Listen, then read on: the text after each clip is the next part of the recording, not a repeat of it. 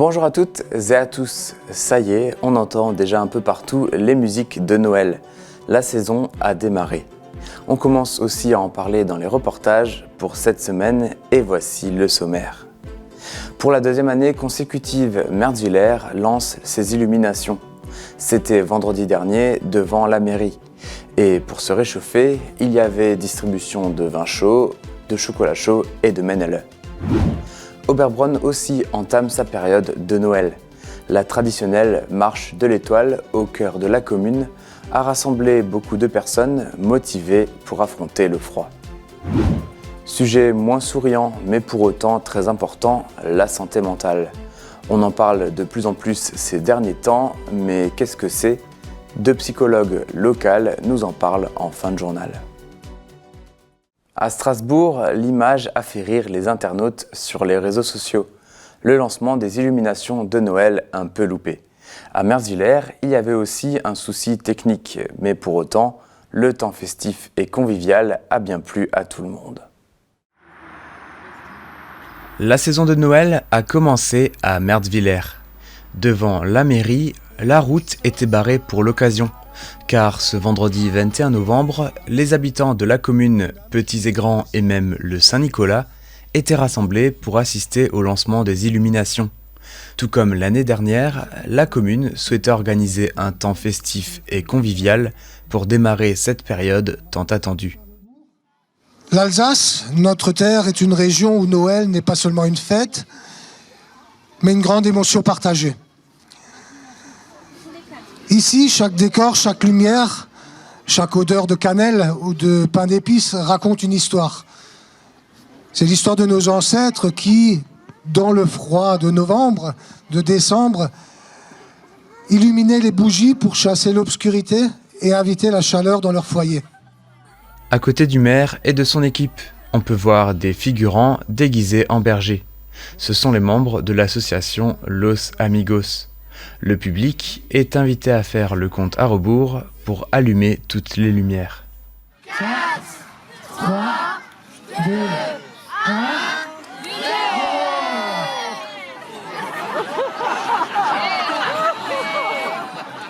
Un petit problème technique qui aura bien fait rire tout le monde. Et ensuite, c'est fait. Mertzwiller se part de plein de lumière. L'amicale des pompiers distribue du vin chaud et du chocolat chaud au public pour pouvoir se réchauffer un peu. Le Saint-Nicolas, quant à lui, distribue des Mennele. Et tout le monde prend des photos, soit avec les figurants, soit devant les installations illuminées, comme le traîneau du Père Noël ou les lutins. Avant de rentrer chez eux, ils pourront aussi voir les autres espaces aménagés par la commune, comme le rond-point quelques mètres plus loin, à proximité de l'espace Grappelli ou au niveau de l'entrée de la commune vers Neubourg. Nouvelle édition de la Marche de l'Étoile à Oberbronn, organisée par la communauté de paroisse de la Dinsel du Nord. Le samedi 22 novembre, dès 17h, le public traverse les rues du village illuminées en direction des différentes animations et concerts. Il y avait par exemple une crèche vivante proche de l'église catholique, le Saint-Nicolas, des chants et des contes, un atelier bricolage. Après les froids vint le soleil, et la voilà de ses merveilles. Il est venu le temps de l'Alléluia. Alléluia.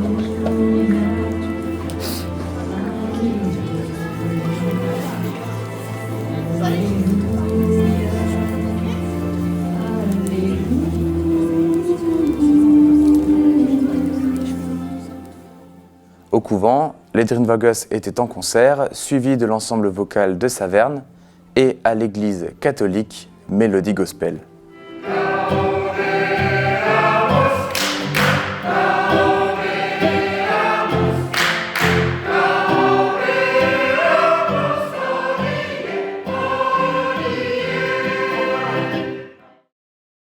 La maison médicale des Romains de Reichshofen organisait il y a quelques jours une après-midi de prévention des cancers. Une manière de prolonger la médiatisation d'Octobre Rose pour les cancers féminins, puis Movember pour les cancers masculins. Dans le hall de la Castine, le mercredi 19 novembre, beaucoup de documentation sur tous les aspects. Il y a par exemple l'alimentation, avec des propositions de gâteaux riches en fibres. Des vidéos présentent les recommandations à suivre en matière de dépistage et la Ligue contre le cancer proposait un quiz. D'après vous, la nicotine est-elle dangereuse pour la santé ? Addictive. Ouais, c'est ça. Elle est addictive, mais elle n'est pas dangereuse. C'est également la section locale de la Ligue contre le cancer qui a tenu la conférence sur le cancer du sein en fin d'après-midi. L'action de santé publique s'est prolongée par un concert des voix de Strass et une conférence avec des intervenants du pôle gynécologique des hôpitaux universitaires de Strasbourg. Voilà, ouais. Ça fait vraiment le côté addiction. On prend un temps pour nous à présent, non pas pour se détendre cette fois-ci, mais pour réfléchir. Deux psychologues nous aident à mieux définir ce qui nous comble et ce qui nous dérange pour savoir comment agir. La santé mentale est la grande cause nationale de 2025. Un Français sur deux aurait ressenti une souffrance psychique sur l'année écoulée.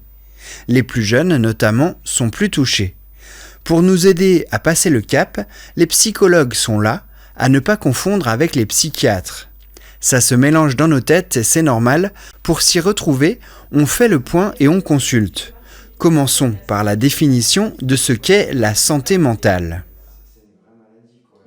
Alors la santé mentale, on pourrait la qualifier comme la capacité, la manière qu'on a d'agir, de penser, et qui va nous permettre d'agir dans notre vie, de nous relier aux autres et aussi de faire face aux difficultés finalement. Comme une espèce de potentiel ou de souplesse intérieure qu'on va pouvoir mettre en œuvre. Le psychologue n'est pas un médecin, donc le psychologue ne donnera jamais de médicaments, ne fait pas de diagnostic. Il peut par contre soumettre un avis. Ça va être quelqu'un qui va être spécialiste un petit peu des émotions. On va beaucoup traiter des émotions en psychologie et aussi un petit peu du comportement humain.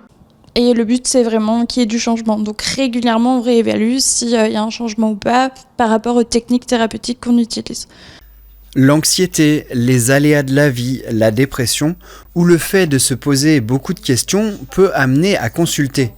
L'assurance maladie a dépensé 19 milliards d'euros en 2023 pour la psychiatrie dans son ensemble. Améliorer l'accès aux soins, l'information et renforcer la prévention pourrait réduire ce coût. Alors, le gouvernement a créé le parcours Mon Psy qui permet de consulter sans forcément passer par un médecin traitant. Alors, le parcours Mon Psy, c'est 12 séances par an qui vont être prises en charge par la sécurité sociale et par la mutuelle. Il faut avancer les frais de 50 € par séance. Prends soin de toi. C'est un conseil que l'on entend parfois et justement, c'est le but de la psychologie. Nous pouvons faire attention à notre santé mentale comme à notre santé physique.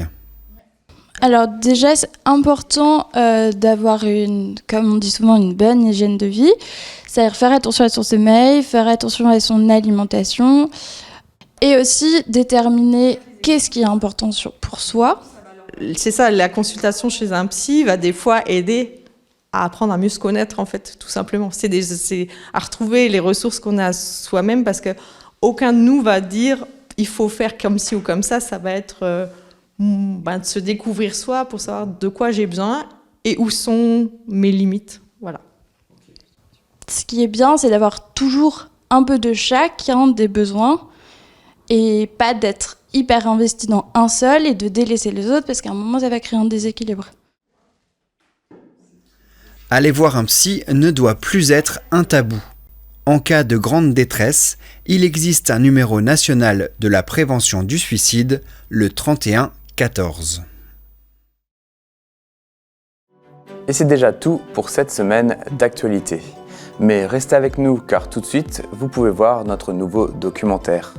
On part à la rencontre des couturières de notre Comcom, pour découvrir tout leur savoir-faire. À la semaine prochaine avec de nouveaux reportages et d'ici là, portez-vous bien.